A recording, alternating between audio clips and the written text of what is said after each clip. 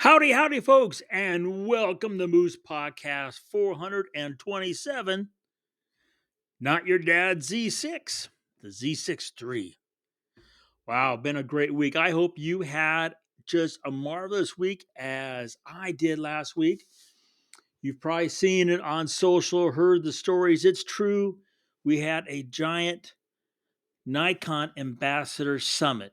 We had all the folks from Canada and Mexico in the US, 55 ambassadors all in one room. Wow. It was over the top, amazing, inspirational, motivational, educational, inspirational. It was amazing. I had some amazing classes.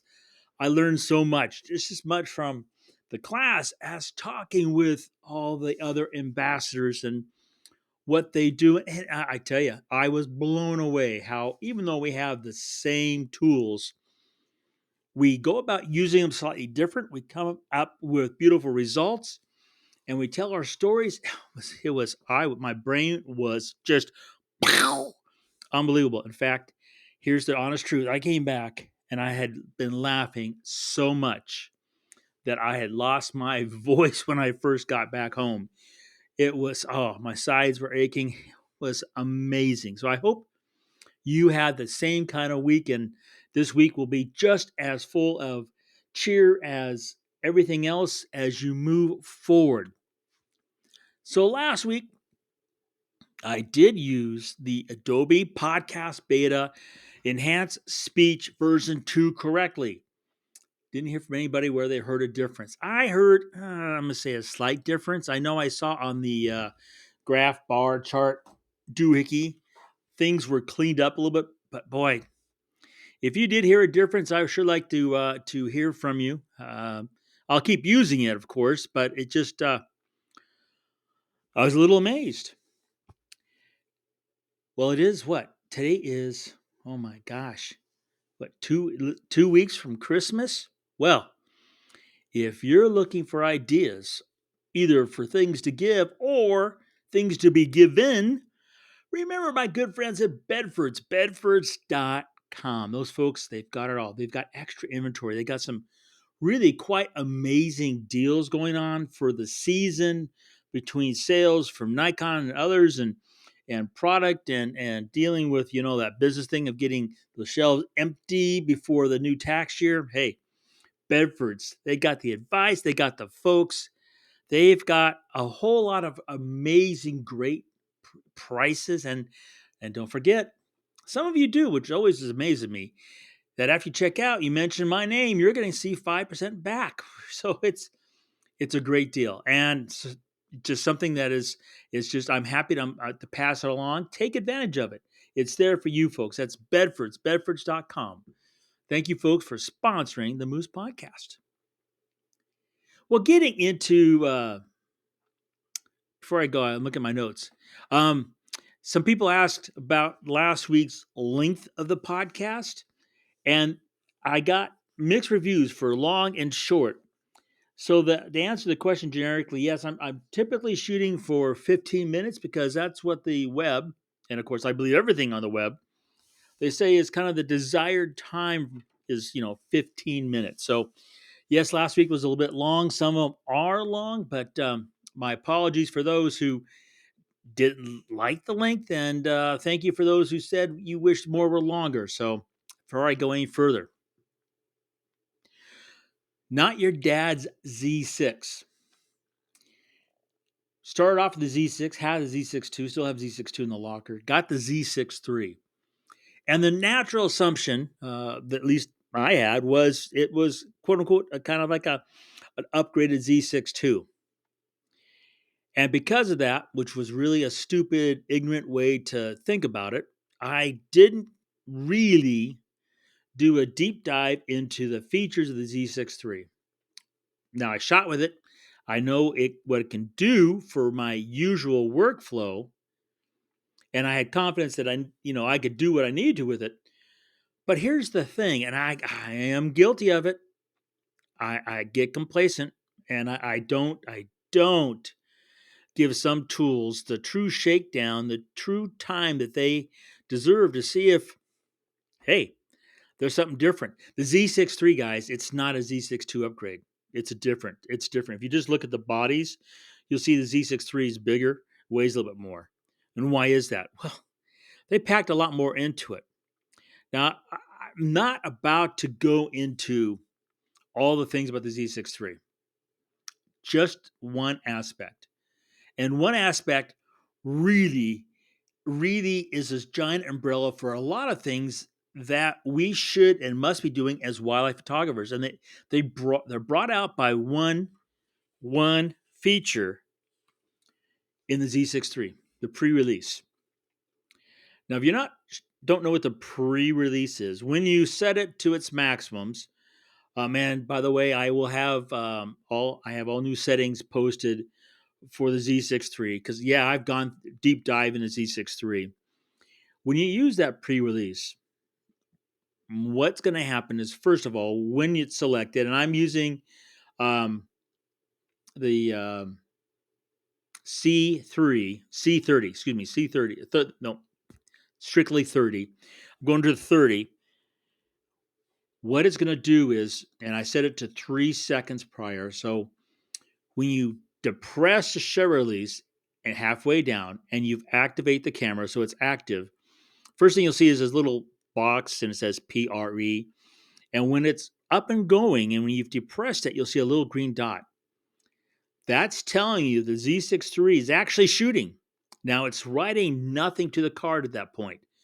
It's not until you actually fully depress that shutter release is it going to start taking pictures. But what it's going to do is going to go to the point where you say shoot now.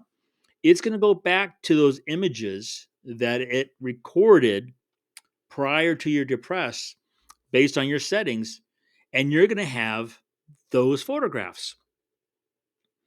Now, if you're like me, you probably said, oh, giveaway, that's pretty cool. And then when you realize it only shoots JPEGs, you might say, oh, well, it's only shooting JPEGs. And in fact, that's only shooting quote unquote normal, okay, JPEGs, not even shooting fine JPEGs. And if you were like me, you might say, yeah, I got to have that raw, right? Well, ignorant me. I should have not done a usual and just not really think it through. That's an issue with myself with some things. It's kind of like judging a book by its title. Shouldn't do that. Really shouldn't do that. By the way, have you read Fireweather yet? You should read Fireweather. Anyway, so pre-release on the Z6 III. Couple of things you need to understand right off the bat. One, it's going to force you to be a better wildlife photographer. Two, it's going to force you to be a better photographer in general.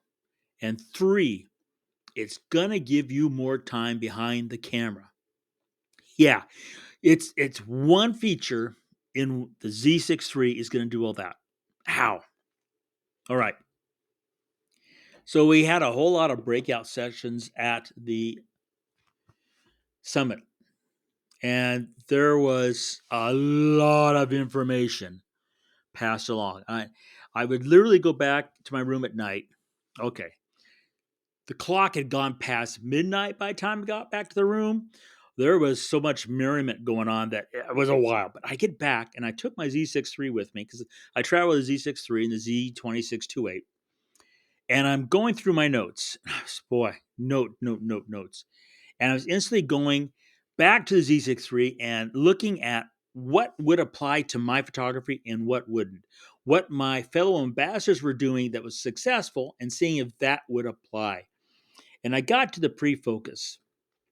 And the whole idea that it was recording to a JPEG for a moment kind of stopped me. And then I'm looking at this and I'm like, I've been trying to get those shots. It's a real time sink. Maybe this will, for lack of better terms, produce more results while I'm in the hide. So I put the settings in, got back home. First thing is I went out in the hide. It was a lovely 22 degrees. That heated chair is so nice. I'm in there and I'm thinking about this. I've got the settings in there. So I'm doing pre-release. So I am capturing JPEGs not RAW. So right off the bat, if you think about that for a second, shooting JPEGs, the file is processed. There's no wiggle room. You have to get it right in the camera. That's important. If you're a cropper, as in you have to get big ass files and then crop them down to get the picture you want, this isn't for you. Simply put, not for you. Okay.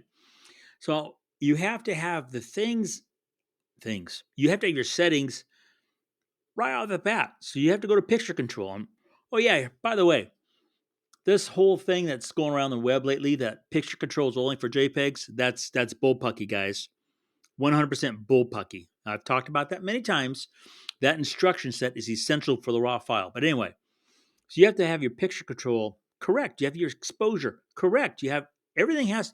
There is no redo in post. There is no fixing in post. It's a JPEG.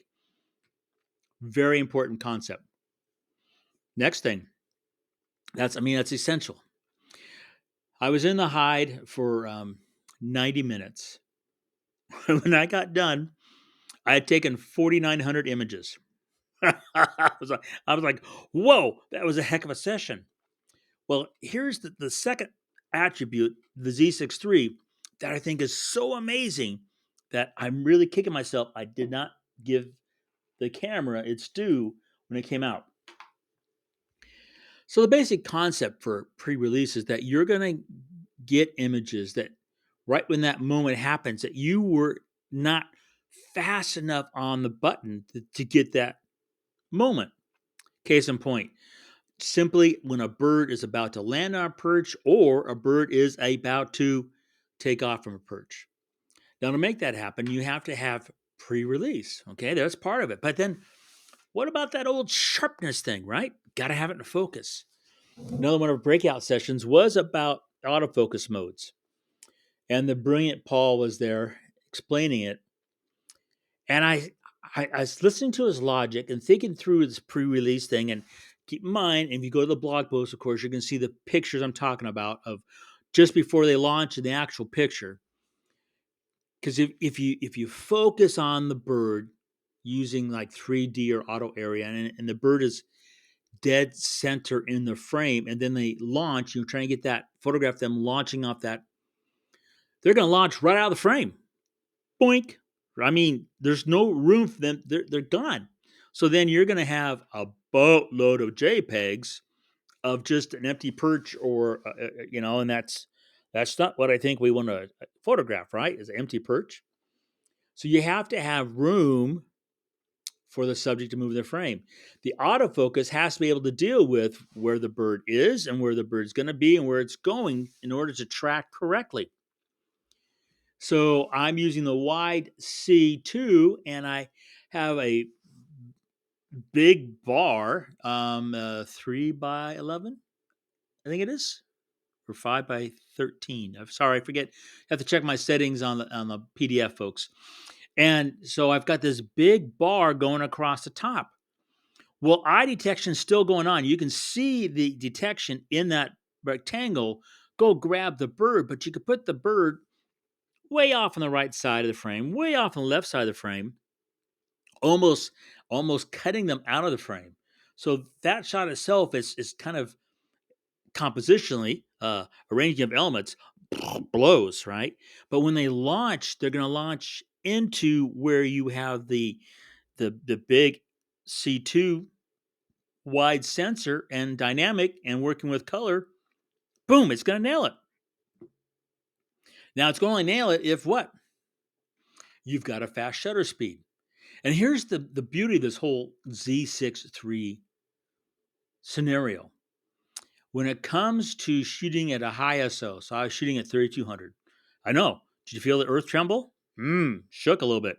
When you shoot at that high ISO, the noise of the 24 megapixel Z6 III sensor is almost non-existent. I'm not sure where all that stuff is on the web about that. I'm finding that the JPEG through the camera, so the camera's doing everything, right? So I'm upload those images. They're all done. They're ready to go. They're out of the camera, out of here, because they're JPEGs. The noise is non-existent. So at 3200 ISO, you have a shutter speed. In this case, for me, I was around 1600, 2000 of a second shutter speed. I've got that fast shutter speed. I've got that fast autofocus. I've got that pre-release. And right off the bat, boom, I'm getting images. Now, the last attribute is the fact that you have to start understanding your subject. Heard me say that before, haven't you? Why do you have to understand the subject? Well, if you put them in the right side of the frame, physically on the right side, then they fly off to the right, you're not going to see them, right? Or vice versa. You have to look at that bird or whatever the subject happens to be and understand what, or at least interpret to the best of your ability what you think it's going to do. Fly up, fly down, fly, where's it going to go? How is it coming to into the frame? And then position your camera in that way so you can get the shot. You have to know their biology better. Is that something you've heard me say a few times before? I mean, it's seriously one camera, the Z6 III, one feature, right?